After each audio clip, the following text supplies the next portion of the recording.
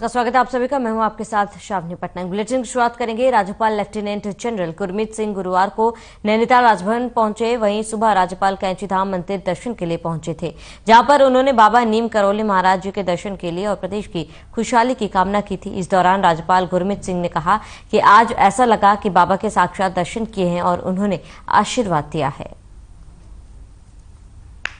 तो बाबा नीम करौली के दर्शन के लिए राज्यपाल पहुंचे थे। नैनीताल राजभवन पहुंचे राज्यपाल और कैंचीधाम मंदिर का भी उन्होंने दर्शन किया और पूजा अर्चना की।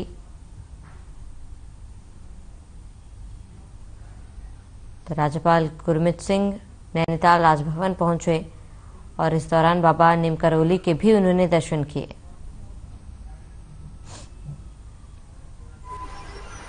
अलग किस्म की है। मैंने बाबा से ऐसा लगता है कि साक्षात दर्शन किए हैं। आज ये भूमि इतनी पवित्र है, ब्लेस्ड है। बाबा से पूरे भारत के लिए, पूरे उत्तराखंड के लिए, हर एक उत्तराखंडी के लिए प्रार्थना की है, क्योंकि एज ए राज्यपाल पूरा मेरा परिवार है और ऐसा लगता है कि बाबा ने आशीर्वाद दिया है। और मैं कहूँ कि हम अक्सर बोलते हैं कि उत्तराखंड देवभूमि है, तप भूमि है, वीरों की भूमि है, सैनिक भूमि है, संतों की भूमि है। सचमुच, लेकिन ये जो स्थान है ये अपने आप में एक बहुत गहरा देवभूमि, संतों की भूमि, तप भूमि है। और मेरी बाबा से यही दरखास्त है, रिक्वेस्ट है, अर्चना है, प्रेयर है, अरदास है कि हमारे समूचे उत्तराखंड को ब्लेसिंग करें। साल की तरह इस साल भी शिवरात्रि के उपलक्ष्य पर तराई क्षेत्र के सबसे बड़े मेले का उद्घाटन रुद्रपुर के विधायक शिव अरोड़ा ने फीता काटकर किया। इस दौरान कार्यक्रम में विधायक शिव अरोड़ा ने कहा कि शिवरात्रि का पर्व एक महान पर्व है, भोलेनाथ की कृपा सब पर बनी रहे। उन्होंने कहा कि 5 दिवसीय मेले का शुभारंभ किया गया है। मेले में प्रशासन ने सुरक्षा का पुख्ता इंतजाम कर रखा है। तो भोलेनाथ की कृपा सभी पर बनी रहे और महाशिवरात्रि के लिए पूरी तैयारी, जहां शिवरात्रि पर मेले का उद्घाटन भी किया गया। विधायक शिव अरोड़ा ने मेले का उद्घाटन किया और इस दौरान उन्होंने कहा कि भगवान भोलेनाथ की कृपा सभी पर बनी रहे। बता दें कि एक बड़े स्तर पर मेले का आयोजन किया जाता है, जिसका उद्घाटन आज किया गया। मोबाइल थोड़ा सर यहाँ बंधु तथा प्राचीन शिव मंदिर में महाशिवरात्रि पर भव्य 5 दिवसीय मेले का आयोजन किया जा रहा है। ये वर्षों वर्ष से किया जाता है। सभी भोले के भक्त आस्था से सरोवर होकर मंदिर में दर्शन करने के लिए आते हैं और मेले में सहभागिता करते हैं। निश्चित रूप से महाशिवरात्रि आस्था का प्रतीक है। आज बहुत सारे भोले हमारे कांवड़ यात्रा को पूर्ण करते हुए क्षेत्र में आए हैं। आज मेले का उद्घाटन हुआ है। मैं शुभकामनाएं देता हूँ सभी शिव भक्तों को कि महादेव की कृपा बनी रहे और ये वर्षों सैकड़ों। खबर देहरादून से है, जहां एक कार्यक्रम के दौरान धन सिंह रावत ने कहा है कि हम लगातार डिग्री कॉलेज और विश्वविद्यालय को फंड देते हैं, लेकिन विश्वविद्यालय डिग्री कॉलेज फंड को खत्म ही नहीं कर रहे।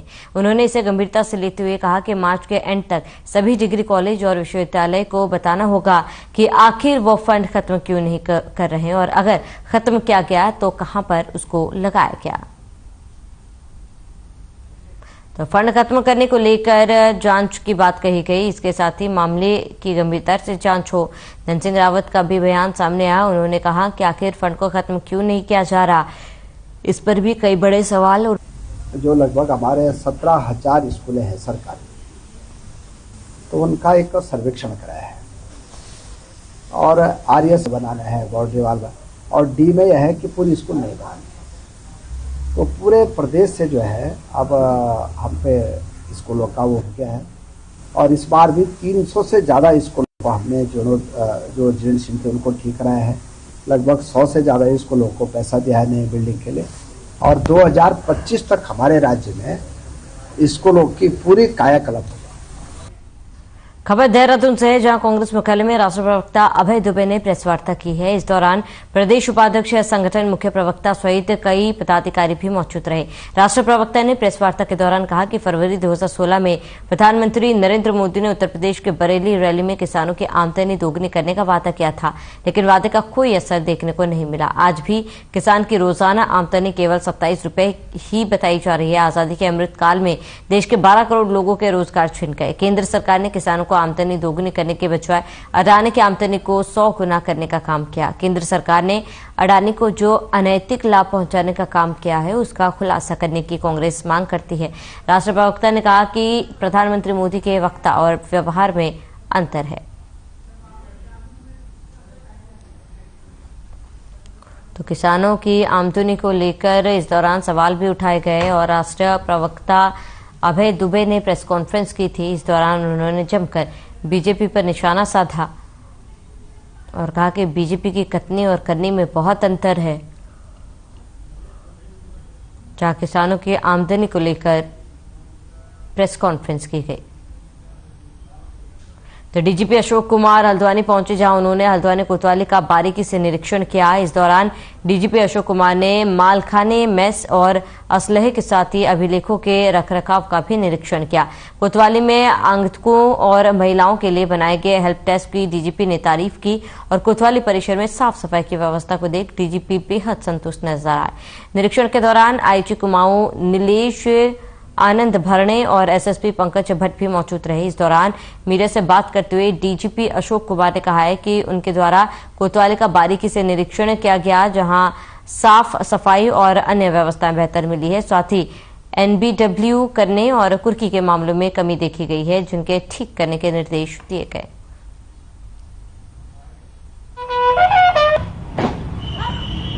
आज मैंने जो हल्द्वानी थाने का वार्षिक निरीक्षण किया, हमारे साथ आईजी साहब और एसएसपी साहब भी थे। कुल मिलाकर के हमने पूरा भवन का निरीक्षण किया। यहाँ पे जो थाना कार्यालय, सीसीटीएनएस कार्यालय, बैरक, महिला बैरक, महिला हेल्पलाइन और ये सब का भी निरीक्षण किया। तो ओवरऑल मैंने दो चीज़ें इनके इस थाने के बारे में बहुत अच्छी पाई हैं। एक तो महिला हेल्पलाइन और महिला हेल्प डेस्क भी, और तीसरा कार्यालय का रखरखाव। गढ़वाल कमिश्नर सुशील कुमार रुड़की तहसील पहुंचे और निरीक्षण किया। तहसील परिसर में उन्होंने स्ट्रांग रूम, आपदा नियंत्रण कक्ष और खसरा खतौनी जैसे दस्तावेजों को चेक किया। दस्तावेज के रखरखाव को देख वो और संबंधित अधिकारियों को जरूरी दिशा निर्देश दिए। इस दौरान DM Vinay Shankar Pandey, joint magistrate अभिनव शाह और एसपी देहात स्वपन किशोर मौजूद रहे।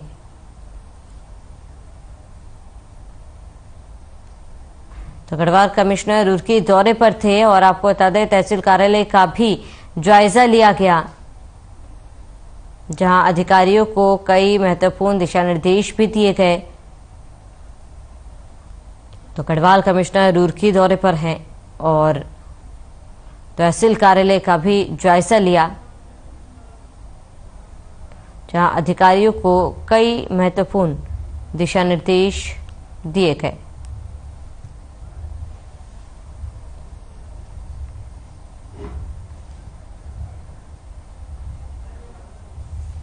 है और इस निरीक्षण में जो हमारा शरदकालीन निरीक्षण होते हैं उसके अंतर्गत ये कार्रवाइयाँ की जाती हैं। इसमें मुख्यतः न्यायालय में किस प्रकार की कार्रवाई चल रही है, वादकारियों को समय पर न्याय मिल रहा है, ये सब चीज़ें देखी जाती हैं। जो प्रक्रियाएं निर्धारित हैं उनका अनुपालन हो रहा है और इसी प्रकार तहसील में जो राजस्व के अभिलेख है उनका ठीक ठाक से रखरखाव हो रहा है, समस्याओं का निस्तारण किया जा रहा है समयबद्ध ढंग से। यही चीज़ें इसमें समीक्षा की जाती है।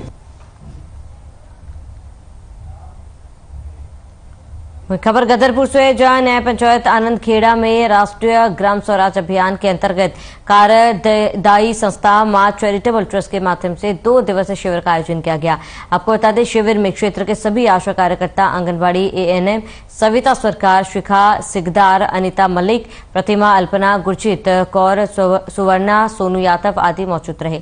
साथ ही शिविर के प्रशिक्षण श्रीमती रंजना सक्सेना ने अभियान के अंतर्गत शिक्षा व्यवस्था, स्वच्छता और सतत विकास लक्ष्य का पुनर्वालोकन किया। वहीं ग्राम पंचायत विकास योजना के विषय में जानकारी दी।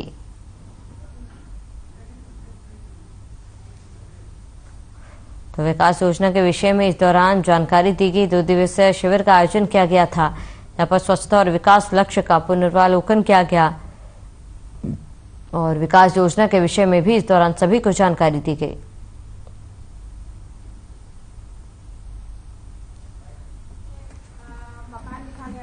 सर, ये जो ट्रेनिंग रखी गई है ये पंचायती राज विभाग से है और ये 2 दिवसीय है। 2 दिवसीय हो चुकी है जो एसडीजी के ऊपर थी और जो अभी ये वाली ट्रेनिंग चल रही है 2 दिवसीय, ये जीपीडीपी पे है। ग्राम पंचायत विकास योजना के तहत गांव में क्या प्लानिंग होती है, कैसे प्राथमिकता के हिसाब से योजनाओं का बंटवारा किया जाता है ग्राम प्रधान के द्वारा या पंचायतों के द्वारा या जो भी 29 विभाग हैं, इनको कैसे वो स्कीमें पहुंच पाती हैं, उस विषय पे ये ट्रेनिंग है सर।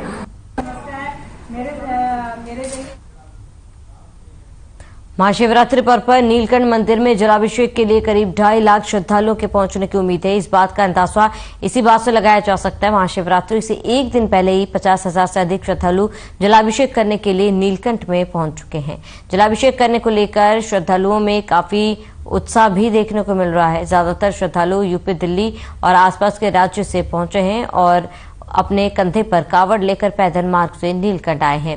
बम बम भोले और जय नीलकंठ महादेव के उद्घोषों के बीच स्वर्ग आश्रम और नीलकंठ क्षेत्र शिवमय हो गया है। सुरक्षा की दृष्टि से जगह जगह पुलिस तैनात है। तो जलाभिषेक को लेकर श्रद्धालुओं में उत्साह। महाशिवरात्रि पर श्रद्धालु जलाभिषेक करेंगे और नीलकंठ मंदिर में जलाभिषेक करेंगे, जिसको लेकर अभी से ही भक्तों की भीड़ देखी जा रही है।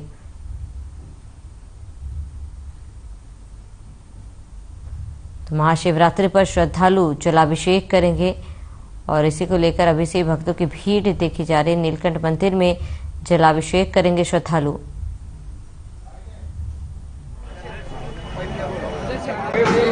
महाशिवरात्रि 18 तारीख मतलब 17 तारीख रात 12 बजे से लग जाएगी और 19 तारीख सुबह तक रहेगी।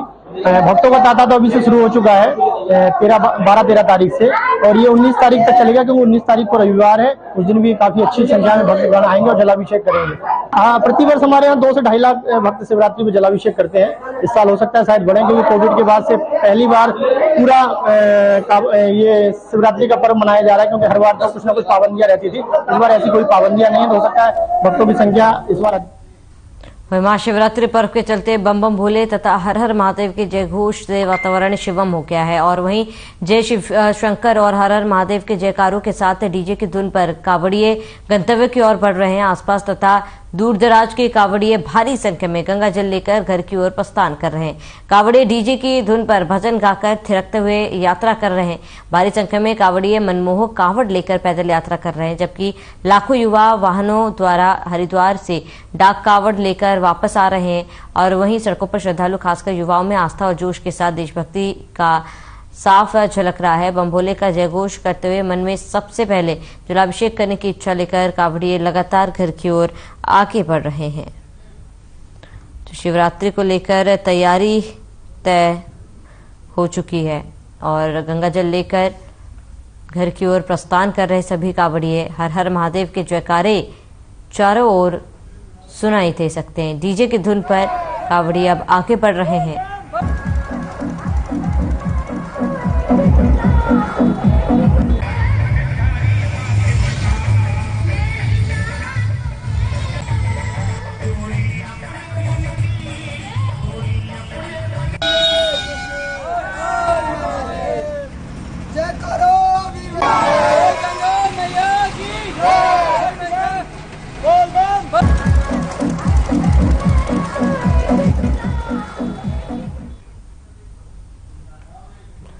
तलमुड़ा के देवालय और उजलकना गांव के ग्रामीणों को पेयजल की किल्लत हो रही है। अभी गर्मी से दस्तक नहीं दी, लेकिन ग्रामीण क्षेत्र में पानी को लेकर हाहाकार मचा हुआ है। बता दें, देवालय में तकरीबन 20 परिवार और उजलकना में 35 परिवार रहते हैं, जिन्हें गर्मी आते ही पानी की समस्याओं से जूझना पड़ता है। ग्रामीणों ने कई बार पानी की समस्या को लेकर विभाग अधिकारियों को अवगत कराया है, लेकिन अधिकारियों ने इसकी सूद नहीं ली है। क्षेत्र पंचायत सदस्य प्रकाश बर्तवाल का कहना है कि रामगंगा तराड़ पेयजल योजना हर नल हर घर जल योजना के शुरुआती दौर में बस 10 ही दिन ग्रामीणों को पीने का पानी मिल पाया, लेकिन बीते 1.5 सालों से ग्रामीण पेयजल किल्लत झेल रहे हैं। उनका कहना है कि पेयजल किल्लत के बारे में विभाग अधिकारियों को कई बार कह चुके हैं, लेकिन अधिकारियों ने कोई सूद नहीं ली है।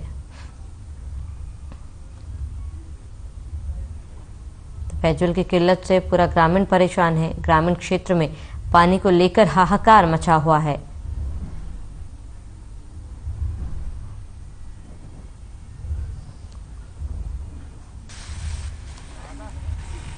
रामगंगा वाला पानी चला था ना, रामगंगा तराड़ वाला, जो घर घर नल हर घर जल वाला, तो लगभग सभी गांव में तो थोड़ी बहुत दिक्कत तो है ही, पर देवाल तो को जल करना गांव में शुरू के 10 दिन पानी चला था।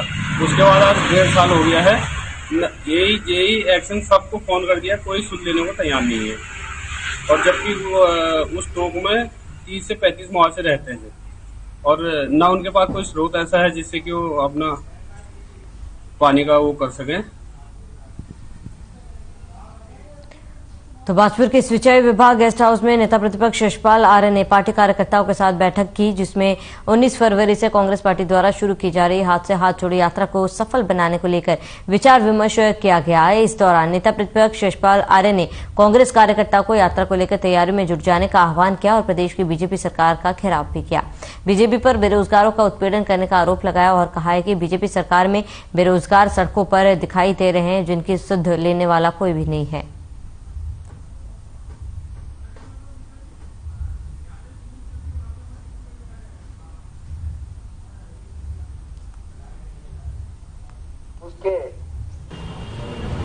भारत जोड़ो यात्रा के बाद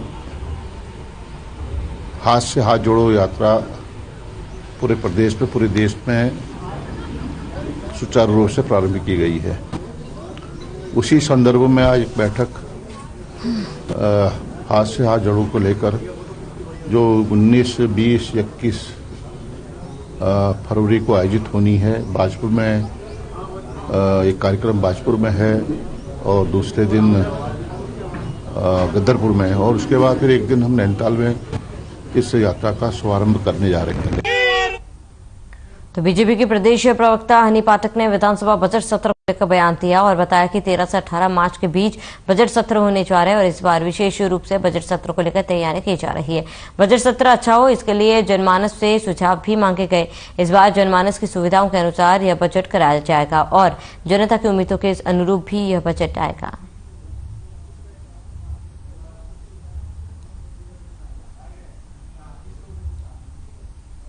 में होने जा रहा है, उसको लेकर पूरी तरीके से तैयारियां की जा रही हैं और अच्छा बजट सत्र अब की बार रखा जाएगा। जनमानस के अनुरूप इस बजट सत्र को किया जाएगा और जनमानस से सुझाव भी मांगा गया है। अब की बार के ये भी किया गया कि मुख्यमंत्री जी द्वारा ये अपील भी करी गई है और ये बातें भी रखी गई हैं कि जनमानस से भी अपील करी गई है कि वो इस बजट में कुछ बिंदु अपने रख सकते हैं, अपने सुझाव रख सकते हैं कि वो भी क्या इस बजट से क्या चाहते हैं अपनी सरकार से। तो इन बिंदुओं पर भी चर्चा होगी और जनमानस की सुविधा के अनुसार ही ये रखा जाएगा कि ये बजट सत्र में जनमानस क्या चाहता है और जनमानस के सुविधाओं के अनुसार ही ये बजट सत्र आएगा। और गैरसैंण में ये बजट सत्र निश्चित ही बहुत ही अच्छा बजट आएगा जिससे कि जनता को निश्चित ही काफी लाभ मिलेगा और जनता इससे। वहीं इस साल चारधाम यात्रा को लेकर सरकार ने अभी से तैयारियां शुरू कर दी है। पर्यटन एवं धर्मस्व मंत्री सतपाल महाराज ने बताया, सरकार चारधाम यात्रा को लेकर पूरी तरह से अपनी तैयारी को पुख्ता कर रही है। आपको बताते हैं कि 2022 में चारधाम यात्रा में देश भर से लाखों की संख्या में श्रद्धालु पहुंचे थे और यात्रा ने एक रिकॉर्ड भी बना दिया। वहीं पिछले साल यात्रा में प्रशासन की तैयारियों पर भी सवाल खड़े हुए, जहां कई श्रद्धालुओं को दिक्कतों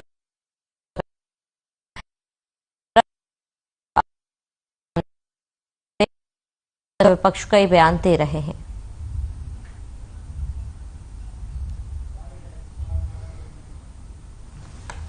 चारधाम यात्रा को लेकर के हमारी पूरी तैयारी है और इसमें जहां भी धसाव हुआ है या कोई अवलांच आया है उन सबका जो है ठीक किया जा रहा है और पूरी तरीके से हमारी तैयारी है और उसका रजिस्ट्रेशन भी हमारा शुरू होने वाला है। और काफी प्रचार प्रसार भी हमने किया है। इसके साथ साथ जो लोगों में थोड़ा सा नेगेटिव प्रचार हो गया है जोशीमठ के बारे में, तो वहां पर हम विंटर गेम्स कर रहे हैं, शीतकालीन टूरिज्म को वहां पर ला रहे हैं और उसको भी हम संपन्न करने जा रहे हैं। साथ साथ टिमरसन महादेव के अंदर स्वयंभू लिंग बनता है और उसके दर्शनार्थियों को भी हम वहां ले जाने का प्रयास कर रहे हैं, उसको भी शीतकालीन टूरिज्म में हम ला रहे हैं। इसके साथ साथ यमुना जी की पूजा खरसाली में होती है, गंगा जी की पूजा मुखबा में होती है, केदारनाथ की पूजा ऊखीमठ में होती है और बद्री विशाल की पूजा पांडुकेश्वर और जोशीमठ में होती है। तो ये स्थान भी शीतकालीन पर्यटन के लिए खोले गए हैं और निश्चित रूप में जब यात्री आएंगे तो सुचारू रूप से हमारी यात्रा चलेगी। वहीं आपदा प्रबंधन सचिव डॉक्टर रंजीत कुमार सिन्हा और ऊर्जा सचिव आर मीनाक्षी सुंदरम ने प्रेस वार्ता की। इस दौरान संयुक्त प्रेस ब्रीफिंग करते हुए डॉक्टर रंजीत ने बताया कि मंत्रिमंडल की बैठक में कैबिनेट के समक्ष जोशीमठ के लिए पेश किया गया राहत पैकेज का मुआवजा तय हो चुका है, लेकिन अभी भूमि के मुआवजे को रोका गया। साथ ही बताया कि सीपीडब्ल्यूडी के तय किए गए मानकों के आधार पर भूमि मुआवजा मिलेगा। वहीं रेजिडेंशियल भवनों को 31,081 रुपए पर स्क्वायर मीटर के हिसाब से मुआवजा दिया जाएगा।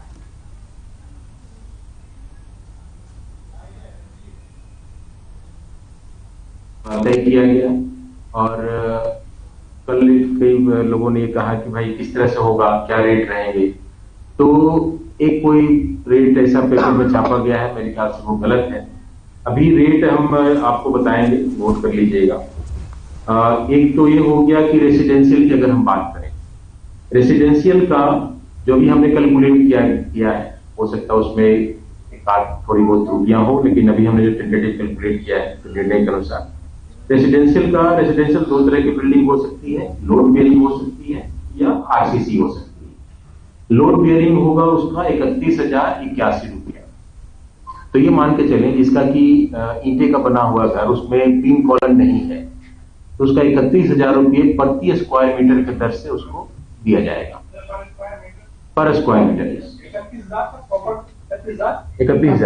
31,000 हुई पड़ी है, जो भी हमने सर्वे लगभग 2700।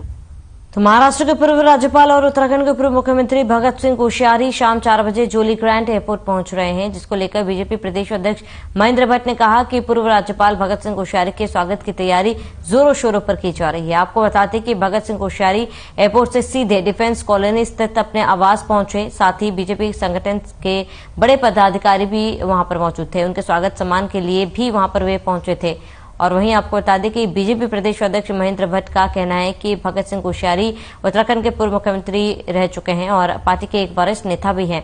ऐसे में पार्टी को उम्मीद है कि सभी को उनका सानिध्य समय समय पर प्राप्त होता रहेगा।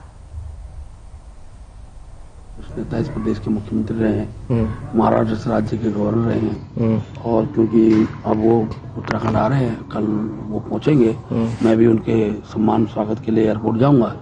तो स्वाभाविक रूप से वरिष्ठ नेता का उनका सानिध्य हमको प्राप्त होता रहे और इस प्रदेश के विकास में वो भी उनका भी जो सुझाव होंगे वो सबके काम आएंगे।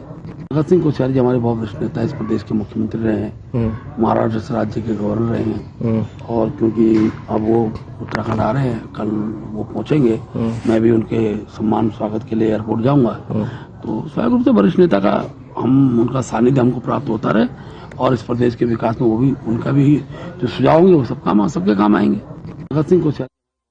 रामनगर कोतवाली के अंतर्गत ग्राम पीरू मतारा क्षेत्र में मधुबन कॉलोनी में अज्ञात चोरों ने परिजनों की गैर मौजूदगी में घर का ताला तोड़कर लाखों रुपए की नकदी और सोने चांदी के आभूषण चोरी कर लिए। घटना के बाद कॉलोनी में हड़कंप मचा हुआ है। आपको बता दें कि इस कॉलोनी में रहने वाले परमजीत बुधवार को अपने किसी रिश्तेदार के यहां परिवार के साथ घर में ताला लगाकर शामिल होने गए थे। जब गुरुवार को वे घर पहुंचे तो घर के मेन गेट का ताला टूटा देख उनके होश उड़ गए और उन्होंने घर के अंदर जाकर देखा तो चोरों ने घर का सारा सामान बिखेर दिया। उनका कहना है कि चोर 1 लाख रुपए से ज्यादा की नकदी और लाखों रुपए के सोने के चांदी के आभूषण चोरी कर ले गए। घटना के संबंध में कोतवाली के एसएसआई अनीस अहमद ने बताया कि इस संबंध में पुलिस जानकारी जुटा रही है।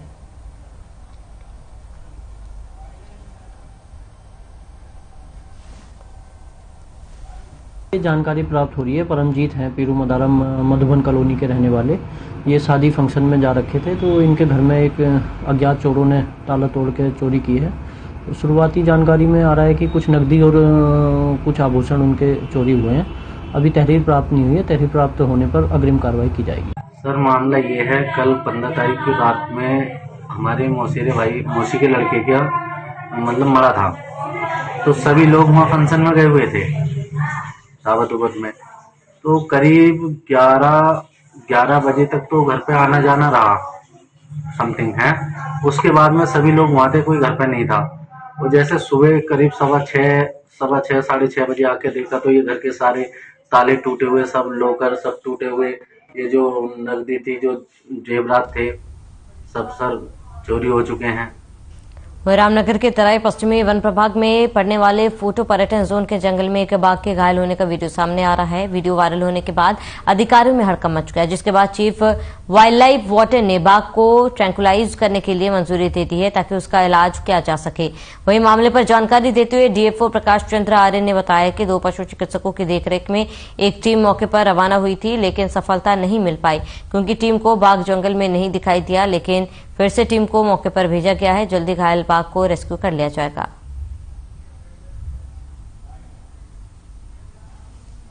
एक ये हमारा फाटो टूरिज्म जोन है, वहां पर फाटो 44 कंपार्टमेंट है, वहां पर घायल टाइगर होने की सूचना प्राप्त हुई थी। तो स्टाफ के मदद से उसका लोकेशन वगैरह ट्रेस करके उसके बाद में चीफ वाइल्ड लाइफ वार्डन की जो परमिशन है एनटीसीए की गाइडलाइन के हिसाब से हमने सारी परमिशन फॉर्मेलिटीज पूरी कर ली हैं।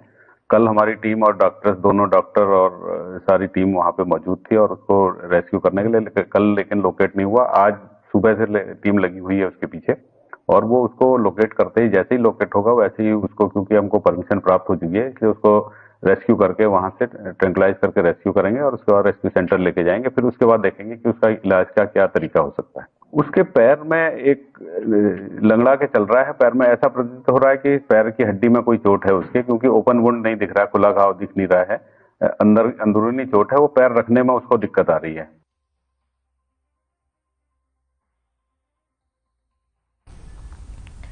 तो चलिए इसी के साथ इस बुलेटिन में फिलहाल मेरे साथ देते हैं देश और दुनिया के तमाम बड़ी खबरों के लिए बने रहे हमारे साथ।